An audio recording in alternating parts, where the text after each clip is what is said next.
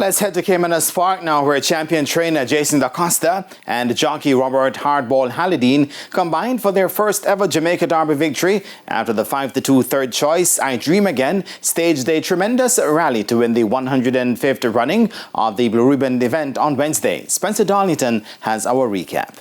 A field of 15 went postward amidst great anticipation for the final classic of the local racing season, with 1,000 guineas heroine Burning Hedge under former champion jockey Dick Cardenas sent off as the 3-2 favourite, ahead of 2,000 guineas winner Sensational Soul with big race daddy Shane Ellis at 2-1 and Jamaica St. Ledger winner I Dream Again at 5-2. I Dream Again, who had won the St. Ledger a month ago, took up the lead 6 furlongs out and then outlasted Burning Hedge in a tremendous seesaw battle over the last 2 furlongs. Last of all being pulled up, that's Uncle Harry, as the Derby field have left now the 7/16th, and I Dream Again has taken charge. Sensational Soul needs to find 3. Big Buzz running a surprising one on the outside. Burning Hedge is in a handy spot. Alchemy of Souls now asked to pick up. Cop Car asked to get going, but it is I Dream Again at the top of the lane, and coming into it with that lead in the Derby, I Dream Again out in front and holding on to the lead. Here is Burning Hedge now kicking in on the outside.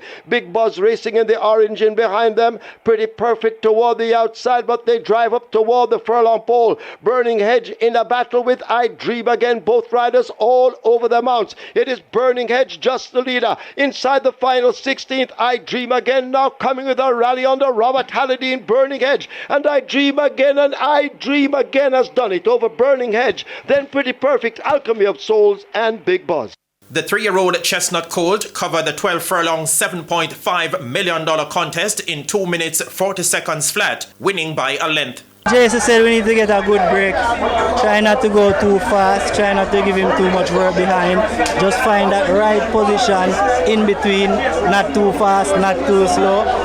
And he was clipping the heels coming to the winning post, and that was a terrible position for me because you don't want your ass to be clipping heels. So I slapped him inside on the rail, and then that's the shortest journey around the track. His preparation coming into the to this race, has kind of been unblemished, which is very rare. All of my other 3-year-olds had setbacks. His has been unblemished. So